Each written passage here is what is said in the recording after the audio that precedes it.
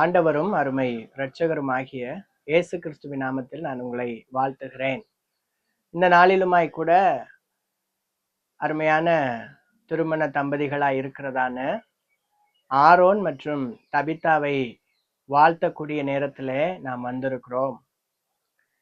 பிள்ளைகளுக்காக நான் தேவனுடைய சமூகத்தில் இருந்தபோது பரிசுத்த ஆவியானவர் என்னோடு இடைப்பட்டதான ஒரு வார்த்தை, ஏசாயா தீர்க்கதரிசியின் புஸ்தகம் 54 அதிகாரம் வசனம் 10 இப்படியாய் சொல்லுகிறது: மலைகள் விலகினாலும் பர்வதங்கள் நிலை பெயர்ந்தாலும் என் கிருபை உன்னை விட்டு விலகாமலும், நான் செய்த உடன்படிக்கை உனக்கு செய்த அந்த உடன்படிக்கையானது நிலை பெயராமலும் இருக்கும் என்று உன்மேல் மனதுருகுகிற கர்த்தர் சொல்லுகிறார் என்ற வார்த்தை பரிசுத்த ஆவியானவர் என்னுடைய இருதயத்திலே வைத்தார். எனக்கு அருமையான தேவனுடைய பிள்ளைகளாய் இந்த நாளிலே திருமணத்திலே இணைக்க இருக்கிற பிள்ளைகளை நான் ஆசீர்வதிக்கிறேன்.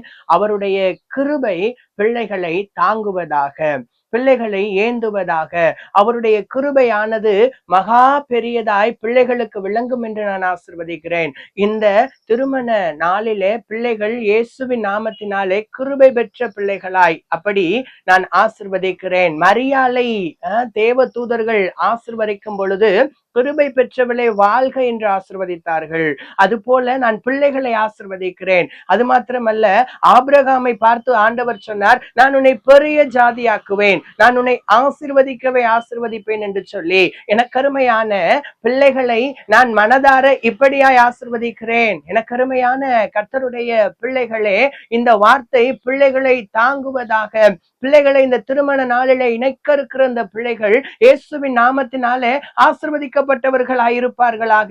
இவர்களுடைய கரங்கள் ஆசீர்வதிக்கப்படும். இவர்கள் இயேசுவின் நாமத்திலே ஆசீர்வாதமாயிருப்பார்கள். இவர்கள் தேவனுடைய பலன் பெற்றவர்களாயிருப்பார்கள். இவர்கள் சந்ததியை உருவாக்குகிறவர்களாயிருப்பார்கள். காரணம், தேவனால் இணைக்கப்படுகிறார்கள். வேதம் சொல்லுகிறது, தேவன் நினைத்ததை மனுஷன் பிரிக்காதிருக்க கடவன் என்று சொல்லி தேவன் நினைத்திருக்கிறார். ஆகவே இவர்களை கர்த்தர் இணைக்கிறார். என கருமையான தேவ பிள்ளைகளே, இவர்களை கர்த்தர் இணைக்கிறதின் அடையாளமே சந்ததியை உருவாக்க வேண்டும் என்று தான். ஆகவே தான் ஆண்டவர் இவர்களுக்கு கர்த்தர் வாக்கு கொடுக்கிறார். ஆண்டவர் சொல்லுகிறார், மலைகளே விலகி போனாலும் பர்வதங்களே நிலையற்று பெயர்ந்து போனாலும் அவருடைய கிருபை பிள்ளைகளை தாங்கும் என்று சொல்லி, அவருடைய கிருபை பிள்ளைகளை ஏந்தும் என்று சொல்லி ஆண்டவர் திருவுளம் பற்றுகிறார். ஆண்டவர் சொல்லுகிறார், என் கிருபை உன்னை விட்டு விலகாமலும் என் சமாதானத்தின் உடன்படிக்கை உன்னை விட்டு நிலை பெயராமலும் இருக்கும் என்று உன்மேல் மனதுருகுகிற கர்த்தர்.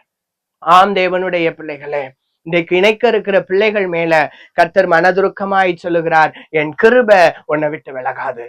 எனக்கு அருமையான சகோதரியே, சகோதரனே, ஆண்டவர் உங்களை பார்த்து சொல்லுகிறார். இந்த நாளிலே இணைக்க இருக்கிற உங்களை பார்த்து சொல்லுகிறார், கர்த்தருடைய கிருபை உங்களை விட்டு நிலை பெயராமலும் உங்களை விட்டு விலகாமலும் இருக்கும் என்று சொல்லி.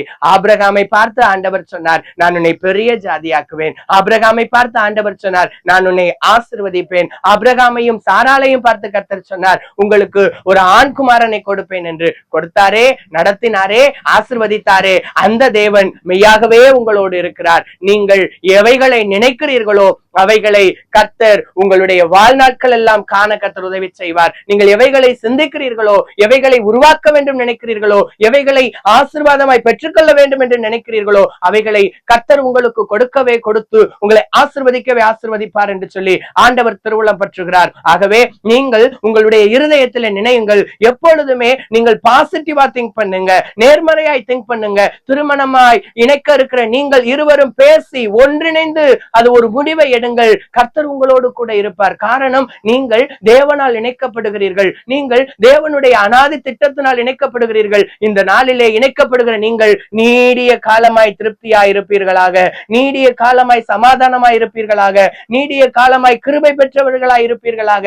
நான் மனதார ஆசீர்வதிக்கிறேன். கர்த்தர் உங்களோடு கூட இருப்பார். ஆகவே தபித்தா, ஆரோன், உங்களை கர்த்தர் மனதார ஆசீர்வதிக்கிறார். உங்களோடு ஆண்டவர் இருக்கிறார். உங்களை கர்த்தர் பலப்படுத்துவார். தலைகளை தாழ்த்தி நான் உங்களுக்காக ஜெபிக்க போகிறேன். உங்களை கர்த்தர் ஆசீர்வதிப்பார். கண்களை மூடி ஜெபிக்கலாம். பரிசுத்தமும் இரக்கமும் உள்ள பிதாவே, உம்மை நன்றியோடு துதிக்கிறோம்.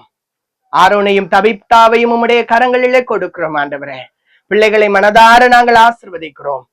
ஆண்டவரே, இந்த நாளிலே பிள்ளைகள் இணைக்க இருக்கிற இந்த நாளிலே இவர்கள் சமாதானமாய் இணைந்து இருப்பார்களாக. இவர்களுக்குள்ளே ஆரோக்கியம் இருக்கட்டும், இவர்களுக்குள்ளே ஐக்கியம் இருக்கட்டும், இவர்கள் ஆண்டவரே அன்பாய் இருக்கட்டும்.